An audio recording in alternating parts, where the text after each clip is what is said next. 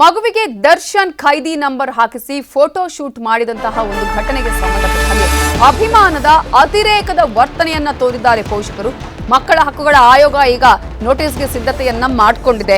ಏನು ಅರಿಯದ ಪುಟ್ಟ ಕಂದಮ್ಮಗಳಿಗೆ ಯಾವ ರೀತಿಯಾಗಿ ಫೋಟೋ ಶೂಟ್ ಮಾಡಿಸೋದು ಅಥವಾ ನಾವು ಹೇಳ್ತೀವಲ್ಲ ಫ್ಯಾನ್ಸಿ ಡ್ರೆಸ್ ಹಾಕಿಸುವಂತಹ ಕೆಲಸಗಳು ತಂದೆ ತಾಯಿ ಅಟ್ಲೀಸ್ಟ್ ಮಾದರಿ ಆಗಬೇಕು, ನಮ್ಮ ಮಕ್ಕಳು ಈ ರೀತಿಯಾಗಿರಬೇಕು, ಇಂಥವ ರೀತಿ ಅಲ್ಲ ಅಂತ ಹೇಳಿ. ಆದರೆ ಇಲ್ಲಿ ಮಾಡಿದ್ದೇ ಬೇರೆ. ನ್ಯೂಸ್ 18ಗೆ ಮಕ್ಕಳ ಹಕ್ಕುಗಳ ರಕ್ಷಣಾ ಆಯೋಗ ಮಾಹಿತಿಯನ್ನು ಕೊಟ್ಟಿದ್ದು ಮಗುವಿನ ಪೋಷಕರಿಗೆ ನೋಟಿಸ್ ಕೊಡೋದಕ್ಕೂ ಕೂಡ ಈಗ ಸಿದ್ಧತೆಯನ್ನ ಮಾಡ್ಕೊಂಡಿದ್ದಾರಂತೆ. ಈ ರೀತಿಯಾಗಿ ಜೈಲಿಗೆ ಹೋಗ್ಲಿ, ಖೈದಿ ಆಗಿರ್ಬೋದು, ನಂಬರ್ ಆಗಿರ್ಬೋದು, ಕೋಳ ಈ ರೀತಿಯಾಗಿ ಮಾಡಿಸಿದ್ರೆ ಮಕ್ಕಳು ಏನು ಆಗಬೇಕು, ಮಕ್ಕಳಿಗೆ ಯಾವ ರೀತಿಯಾದಂತಹ ಮಕ್ಕಳ ಮುಂದಿನ ಭವಿಷ್ಯ ಏನು ಅನ್ನೋದ್ರ ಬಗ್ಗೆ ಈ ರೀತಿಯಾದಂತಹ ತಂದೆ ತಾಯಿಗಳು ಯೋಚನೆ ಮಾಡಿದಾರಾ? ಮಕ್ಕಳು ಹೀಗೆ ಆಗಬೇಕು ಅಂತ ಏನಾದರೂ ಅಂದುಕೊಂಡಿದ್ದಾರಾ?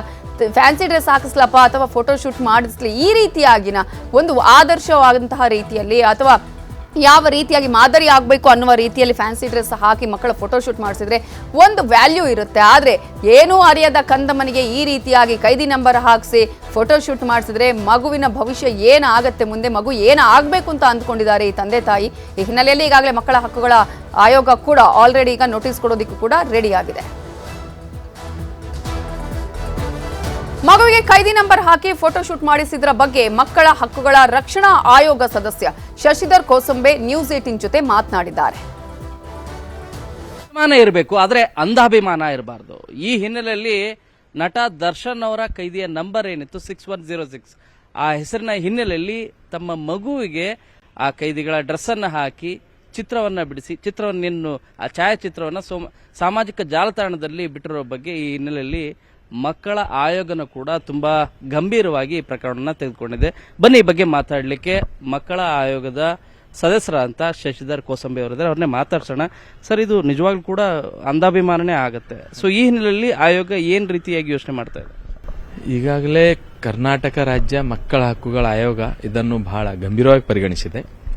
ಬಾಲನ್ಯಾಯ ಕಾಯ್ದೆ 2015 ಸೆಕ್ಷನ್ 74ರ ಸ್ಪಷ್ಟ ಉಲ್ಲಂಘನೆ ಇಲ್ಲಿ ಆಗಿದೆ. ಹೀಗಾಗಿ ಯಾವುದೇ ಪಾಲಕರು ಸಹಿತ ತಮ್ಮ ಮಕ್ಕಳನ್ನು ಆಟಿಕೆ ಸಾಮಗ್ರಿ ತರ ಬಳಸ್ಕೊಳ್ಳಿಕ್ಕೆ ಕಾನೂನಲ್ಲಿ ಅವಕಾಶ ಇಲ್ಲ. ಇದು ಅಭಿಮಾನ ಇರಬೇಕು, ಆದರೆ ಅಂಧಾಭಿಮಾನಕ್ಕೆ ಕಾನೂನಿನಲ್ಲಿ ಅವಕಾಶ ಇಲ್ಲ. ಇದು ಆಯೋಗ ಸಹಿಸಲ್ಲ. ಹೀಗಾಗಿ ಈ ವಿಷಯವನ್ನು ಈಗಾಗಲೇ ನಾವು ಪೊಲೀಸ್ ಇಲಾಖೆ IT ಸೆಲ್ ಅವರಿಗೆ ಪತ್ರ ಬರಿತಾ ಇದ್ದೀವಿ. ಪತ್ರವನ್ನು ಬಂದ ತಕ್ಷಣ ಕೂಡಲೇ ಆ ಸಂಬಂಧಪಟ್ಟಂತವರಿಗೆ ಸಮನ್ ಮಾಡ್ತೀವಿ. ಸಮನ್ ಮಾಡಿ ಅದು ಯಾವುದೇ ಕಾರಣಕ್ಕೂ ಈ ತರದ ಘಟನೆಗಳು ಮತ್ತೆ ಮರಿಕಳಿಸದ ರೀತಿಯಲ್ಲಿ ಮುಂಜಾಗ್ರತಾ ಕ್ರಮವಾಗಿ ಸಂಬಂಧಪಟ್ಟ ಮೇಲೆ ಕ್ರಮಕ್ಕೆ ನಾವು ಮುಂದಾಯ್ತು. ಪೋಷಕರು ಎಲ್ಲಿಯವರು ಏನಂತ ಏನಾದರೂ ಮಾಹಿತಿ ಸಿಗ್ತದೆ? ಪೋಷಕರದ ಬಗ್ಗೆ ಮಾಹಿತಿ ಇನ್ನೂ ಇಲ್ಲಿವರೆಗೆ ಸಿಕ್ಕಿಲ್ಲ. ಹೀಗಾಗಿ IT ಸೆಲ್ ಅವರು ಕೂಡ ಇದನ್ನು ಬಹಳ ಸೂಕ್ಷ್ಮವಾಗಿ ಗಮನಿಸಬೇಕು. ಎಲ್ಲಾ ಮಾಧ್ಯಮಗಳಲ್ಲೂ ಸಹ ಈಗ ಬರ್ತಾ ಇದೆ. ನಮ್ಮ ಪತ್ರನೂ ನಾವು ಬರಿತಾ ಇದ್ದೀವಿ. ಅದಾಗಿಯೂ ಸಹ ಪೊಲೀಸ್ ಇಲಾಖೆಯವರು ಇದನ್ನು ಬಹಳ ಸೂಕ್ಷ್ಮವಾಗಿ ಗಮನಿಸಬೇಕು. ಯಾರಿಂದ ಇದು ಅಪ್ಲೋಡ್ ಆಗಿದೆ, ಎಲ್ಲಿಂದ ಇದು ಬಂದಿದೆ, ಯಾರು ಇದನ್ನು ಉಡುಪು ಮಗುವಿಗೆ, ಚಿಕ್ಕ 1 ವರ್ಷದ ಮಗುವಿಗೆ ಅದನ್ನು ತೊಡಿಸಿರುವುದು ಅಪರಾಧ.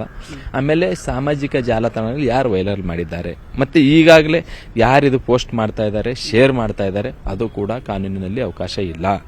ಬಟ್ ಯಾವುದೇ ಕಾರಣಕ್ಕೂ ಈ ತರದ ಖೈದಿಗಳ ಉಡುಪನ್ನು ಮಕ್ಕಳ ಮೇಲೆ ತೊಡಿಸ್ತಕ್ಕಂಥದ್ದು ಮಗುವಿಗೆ ತನ್ನ ಜೀವನದುದ್ದಕ್ಕೂ ಸಹ ಇದು ದುಷ್ಪರಿಣಾಮ ಬೀರ್ತಕ್ಕಂಥ ಚಾನ್ಸಸ್ ಇದೆ. ಅವರಿಗೆ ಯಾವುದೇ ಕಾನೂನು ಅವರು ತಿಳಿದು ಮಾಡಿದ್ರು ತಿಳಿಯಲೇ ಮಾಡಿದ್ರು ಅನ್ನೋದು ಮುಖ್ಯ ಅಲ್ಲ.